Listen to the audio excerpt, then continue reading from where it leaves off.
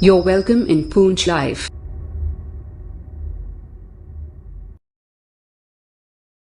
जो कंसंट्रेटर हैं कहाँ पे रहेंगे और किसके डिस्पोजल पे यहाँ से दिए गए। सर ये इंश्योर किस तरह से किया जाता है कि जो आप यहाँ का सामान भेज रहे हैं वो पूरा कोविड सेंटर में पहुँचाया जा रहा है। कुछ जगह पर बेड्स अवेलेबल नहीं है। कुछ वीडियोस जो वायरल हो रही थी सोशल मीडिया पे जिसमें दिखाया जा रहा था कि कुछ जगह पे खाली जो बेडशीट्स हैं खाली वही पड़ी हैं। पंचायत लेवल पर जो कोविड केयर सेंटर्स बनाए गए हैं उसका जितना भी जो मटेरियल है, जो ज़रूरत का सामान है, वो यहाँ डाइट पूंछ से डिस्ट्रीब्यूट किया जाता है।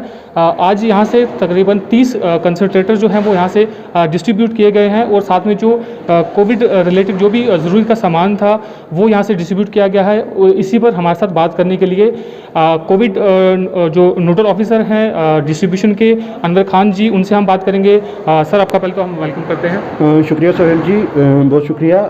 जैसा कि आपने आज देखा, यहाँ डिस्ट्रिक्ट एडमिनिस्ट्रेशन पुंछ की तरफ से जो कोविड मटेरियल डिस्ट्रीब्यूशन सेंटर बनाया गया है डाइट पुंछ में, यहाँ आज ये 4th टाइम है कि यह मटेरियल की सप्लाई की गई है।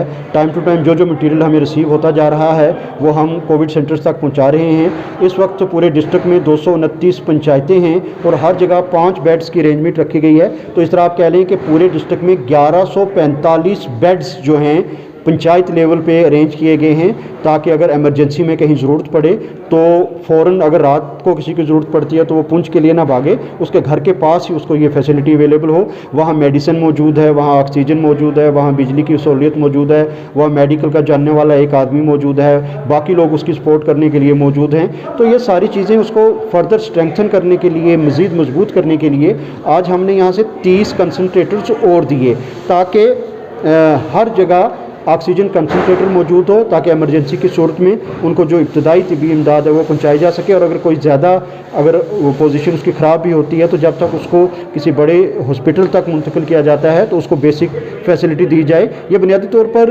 उन लोगों के लिए है जिनको आइसोलेशन की ज़रूरत है, तो वो वहाँ रहें, आराम से रहें, दवाई उनको मिलती रहेगी।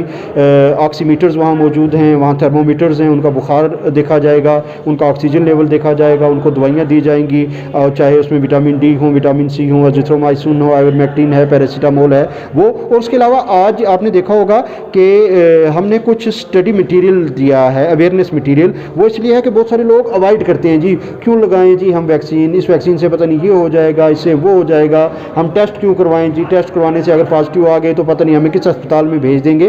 तो ये लोगों को समझने की ज़रूरत है कि जब तक हम अपना टेस्ट नहीं करवाएंगे तो वहम की वजह से हमारी सेहत और बिगड़ेगी।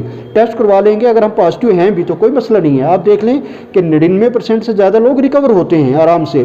तो आप वो तभी हो सकते हैं जब बर वक्त उनका इलाज होगा, बर वक्त उनको दवाई मिलेगी, बर वक्त उनको तिब्बी सहूलियत मिलेगी। लिहाजा वो टेस्ट करवाना, और जो वैक्सीन है जो इस बीमारी को लगने से काफ़ी हद तक रोकती है और अगर इसको लग भी जाए तो नुकसान नहीं करती उतना ज़्यादा, तो वो वैक्सीन अगर लग रही है 45 साल के ऊपर के लोगों को, और कुछ लोग अभी बाकी हैं, बहुत कम रह गए हैं बेशक बाकी, तो उनको भी ये इंफॉर्मेशन दे रहे हैं हम आईसी के नोडल ऑफिसर के हैसियत से में कि वो फ़ौरन से पेशतर अपनी जो है वैक्सीनेशन करवाएं और इस बीमारी से बचें ज़्यादा से ज़्यादा। तो सर ये जो कंसंट्रेटर हैं कहाँ पे रहेंगे और किसके डिस्पोजल पे यहाँ से दिए गए हैं? देखें, जितना भी मटेरियल हम यहाँ से सप्लाई कर रहे हैं, जितने भी कोविड केयर सेंटर्स बने हुए हैं हर ब्लॉक में, जैसे हम मेंढर की बात करें, मेंढर में 41 पंचायतें हैं, तो वीडियो मेंढर के हवाले ये सारा मटेरियल किया जाता है, उनकी भरपूर निगरानी रहती है, उनके डिस्पोजल पे रहते हैं कि जहाँ ये ज़रूरत हो। यहाँ मैं एक बात ऐड करना चाहूँ कि कंसंट्रेटर्स की एक और सप्लाई जल्दी आने वाली है।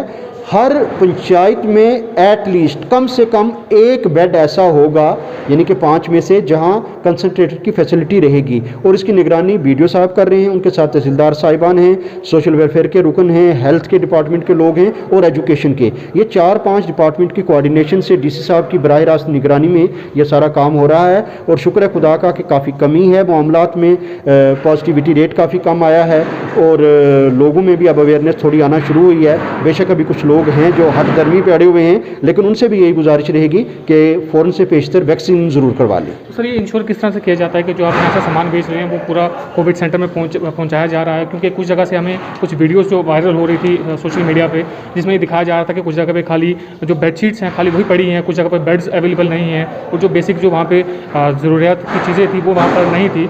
तो किस तरह इसको इंश्योर किया जाता है कि वहाँ पे सामान? देखें सोहेल साहब, जो बात आप कह रहे हैं वो वीडियोस हमने भी देखी हैं, ये बहुत पहली बात है।